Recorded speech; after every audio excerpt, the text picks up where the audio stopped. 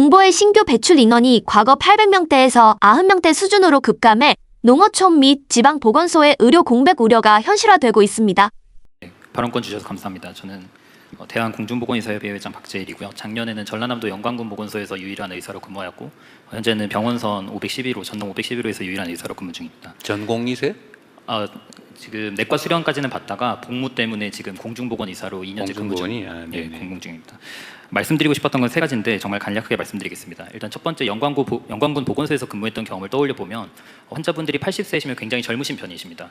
환자분들 자가 운전 못 하시고요. 그래서 옆에 주민분들 중에 중년분들이 운전하시면 그때 같이 따라 나오셔서 보건소 잠깐 나오시고 그분들이 돌아가시면 같이 돌아가십니다. 그렇기 때문에 애초에 읍내 인프라가 사실 영광군 같은 경우에도 읍내에 다 모여 있게 되는데 읍내에는 사실 의원이 20개나 있습니다. 모든 전문가 다 찾아갈 수 있고요. 하지만 환자분들 곁에 없고 그런 사회 인프라도 곁에 없습니다. 그래서 따라서 이러한 의료 정책이 발전하는 과정에서 반드시 교통권에 대한 보장도 같이 이루어져야 이런 정책이 실효성이 있을 수 있다. 100원 택시라든지 회관에서 마을 읍내까지 옮겨주는 이런 정책들을 국가 차원에서 많이 마련해 주시면 감사드리겠습니다.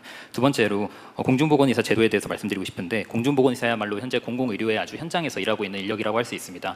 하지만 현재 의과대학생들은 현역병을 갈까 공중보건의사를 갈까 고민하고 있지 않습니다. 그들은 현역병을 언제 갈까를 고민하고 있습니다.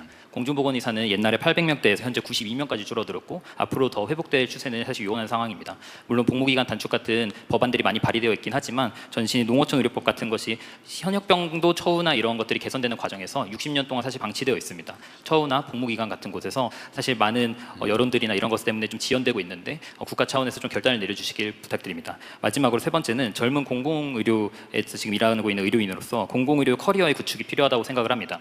현재 영광군 같은 경우에는 보건소장이 의사가 안 구해진 지 굉장히 오래됐습니다. 사실 그 이유를 생각해 보면 제가 내과 교수라든지 봉지기로 일하다가 갑자기 보건소장이 되는 건 사실상 불가능한 일입니다. 물론 여기 현직의 많은 의료원장님들, 보건소장님도 와주셨겠지만 사실 개인의 그런 헌신과 그런 봉사심에 기대었던 것 부분이 많습니다. 공중보건의사라든지 이런 공공의료에 일하고 있는 인력들이 많은데 이것이 연속성이 전혀 없고 절단이 되기 때문에 사실상 공중보건의사는 공공의료에서 일하더라도 이것마저도 다른 이후 커리어의 절단이고 공중보건의사에서 개선해서 나가서 나중에 보건소장이라든지 혹은 의료 정책 쪽으로 일할 수 있는 길이 아예 전무합니다. 그렇기 때문에 향후 2029년에 국립의전원이 개교해서 매년 100명 정도 생기는 것으로 아는데 그런 인력들이 의무봉부 15년만 하고 바로 떠나는 것이 아니라 그들마저도 연속성 있게 가려면 이러한 커리어 체계 구축이 그 이전에 반드시 선결되어야 될 과제라고 저는 생각드립니다.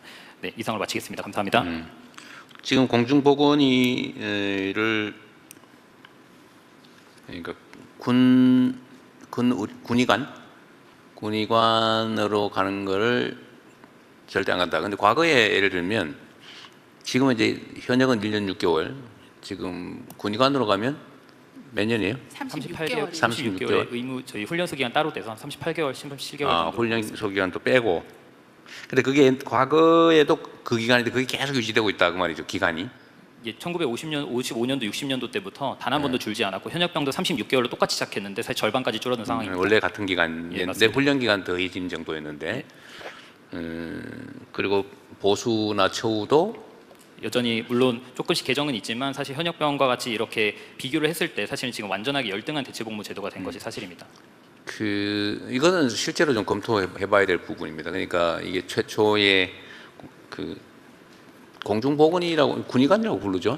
군에 가는 거는 그 대신에 이제 그 일반 기관에 근무하는 공중보건이 두 개가 군복무 하나의 대체복무 제도인데 이제 네. 국방부에서 데려가시면 군의관이 되고 보건복지부 산하로 들어가면 공중보건에서. 하여튼 이게 당초에 무리 없이 이게 진행되던 시절에 예를 들면 사병의 복무 기간 조건 이런 일종의 뭐 부담과 편익, 그다음에 공중보건이 또는 군의관으로서의 복무 여건에 따른 편익을 이 비교를 해봤을 때 과거에는 공중보건이든 군의관이든 이게 훨씬 더 낫다라고 압도적으로 낫다고 판단했던 시대가 있었던 것 같고 제가 젊은 시기에만 또 그랬던 것 같아요. 근데 지금은 속된 말로 하면 미쳤냐 그 가게 뭐 이런 상황이 된 것 같아요. 네, 맞습니다. 그래서 이게 일반 사병들 복무 여건을 개선하고 복무 기간을 줄이면서 공중보건이나 군의관을 그냥 그대로 놔두니까 이게 지금 역전이 돼가지고 최근 몇 년 사이에 그렇게 확 바뀌어버린 것 같아요. 요즘은 전역자도 생겨서 이젠 더더욱 홍보가 되고 있는 상황입니다. 그런 것 같아요.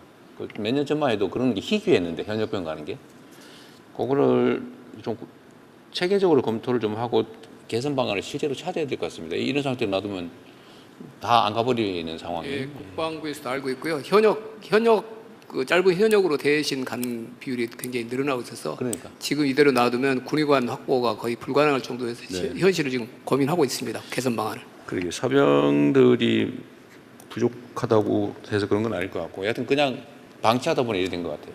예. 현역병만 개선하다.